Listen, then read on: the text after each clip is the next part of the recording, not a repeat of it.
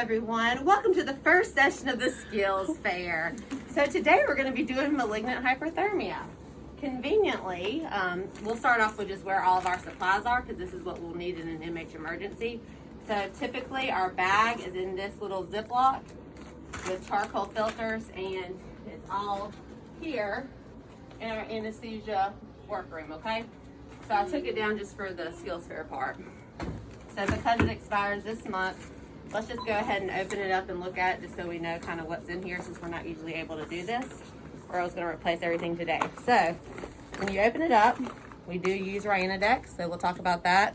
You have 3 vials of Ryanodex in here. 250 milligrams per vial. Also in this sheet is a condensed little version from M-House, like what we would do in an MH emergency. And then what we really need here quickly is our dosage sheets for the Ryanodex. So based on the patient's kilogram weight, it'll tell you how many cc's, once reconstituted, how many cc's to give for that patient's weight. So that's in here, quick and easy. We also have the big sheets too, you can rip down, just since it's a little bit easier to read and enlarged. The next little pocket here, we have our sterile water. So all of this stuff is kept up by Earl, so he knows it's all active and not expired. So you have your sterile water, and then you have your 5 cc's in your needles. Thank you. All right, so 5 cc's of sterile water per 250 milligrams of Ryanodex. So there's that, because that is really the most important in MH. That's what we need to make sure somebody's coming and grabbing for us. So knowing where that at is very important.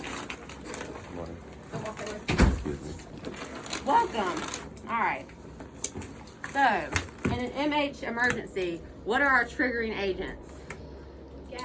Yes, gas. Succinylcholine. All right, great. So, if we know a patient has been exposed or has a family history to MH, we would make sure we would not use these agents.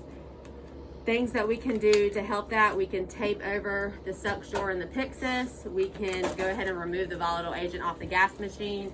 We can flush the gas machine for 20 minutes. So you hook up your bag to your Y-piece and let that high 10 to 15 liter flow of oxygen flow through there for at least 20 minutes. So once that's done, there's no need, if you do that, there's no really need to change the soda lime absorbent, but you can do that. That's kind of standard practice, it seems. So those are things we would do. We would give, we would pretty much do a TIVA, so just avoiding gas and avoiding our succinylcholine. You can use nitrous, obviously. So if an MH event were to arise, things that we would probably notice first would be tachycardia. You'd notice that excessive expired CO2 that's resistant to hyperventilation. So those would be like the minor, not minor symptoms, but the first things you would notice. You're like, what is causing this? Well, then you would see hyperthermia. You would maybe notice masseter muscle rigidity, truncal rigidity. So that's something with you and your surgical team, like, hey, what's going on here? So things to be on the lookout for. If you anticipate MH, as we do in our simulations, you're gonna go ahead and alert your charge, call for help, get the MH cart or bag in here. Go ahead and stop your volatile agent. So we have, with this, somebody in your room could call the M-House hotline. Go ahead and get that started. You'll have a representative there. They can kind of make sure you're doing all of these steps because it can be chaotic, kind of like a code situation. So our goal is to prevent and just lessen that hypermetabolic state so we can improve their quality of life.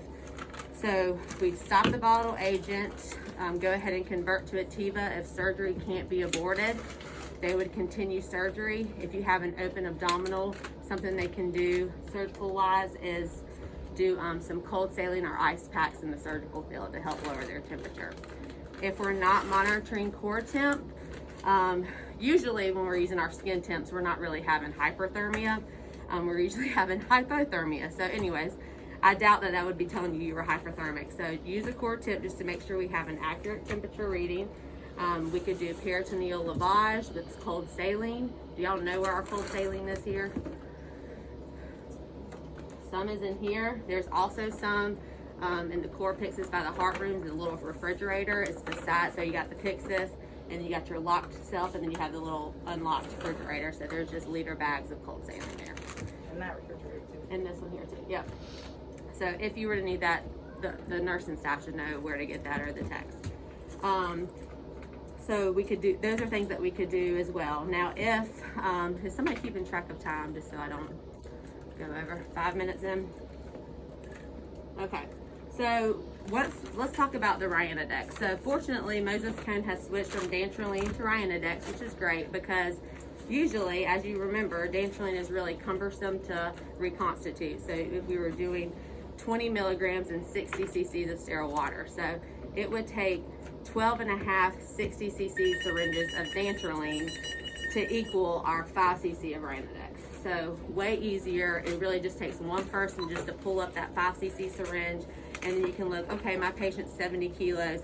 I'm giving 3.5 cc's of Ryanodex. So very quick and easy there.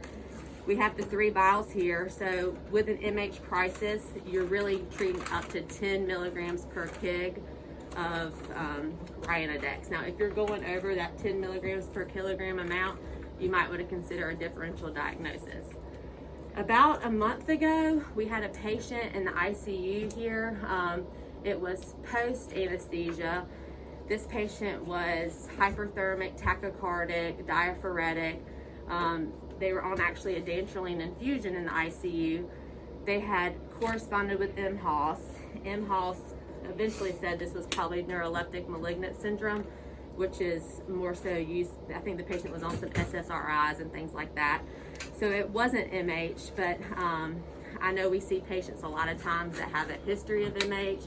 I don't know when the last time we had an MH crisis here was, but just, it does happen. January of 2019, actually, there was a college or a high school football player who had an ACL repair at a surgical center and died of MH. So that was in South Carolina. That's real close to home. That was a year ago. So these things are still happening. So fortunately, if they were doing any intubations in this hospital, Lynn, Wes, and I actually did a walk because we converted from an MH cart to an MH bag. You're able to take this bag to any place in the hospital. So we can essentially, we walked to MRI, we walked to 6 North, we went to the ED trauma bays, we went to the heart failure clinic and pediatrics. You could get to anywhere in the hospital in less than 4 minutes with this bag. So that means if they expected MH, we could be there less than 10, give the Ryanodex so we can save people's lives, not have to wait on an elevator. Those are kind of the nuts and bolts. Do we have any questions about this? Can you go over one more time exactly what to do for the machine prep if we have a patient with a history of MH for our machines? So in the mornings, if you have a patient with a family history or they have a prior MH episode, when you get here in the mornings, go ahead. The charcoal filters are something that would be used if an MH event happens. So you don't necessarily need those. I've been at clinical sites where they've put these on the vents and did the flush with it.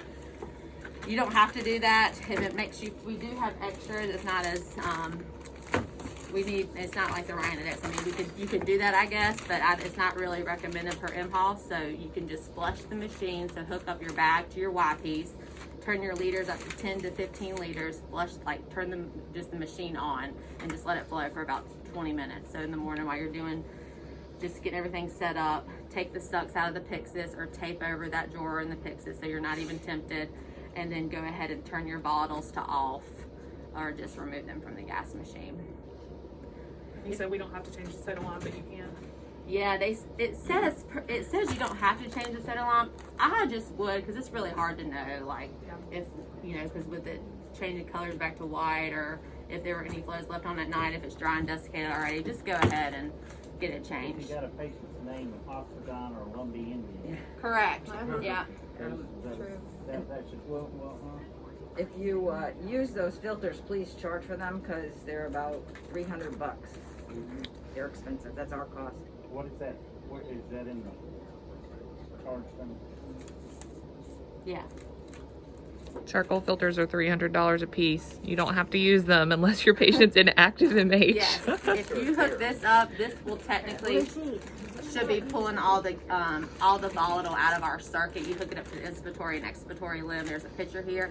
It'll pull all the volatile out of the circuit in about a minute. So it works really fast. These patients will go to ICU for monitoring for at least another day because that recrudescence period is very usually occurs within 24 hours. That's about it. Let me know if y'all have any questions.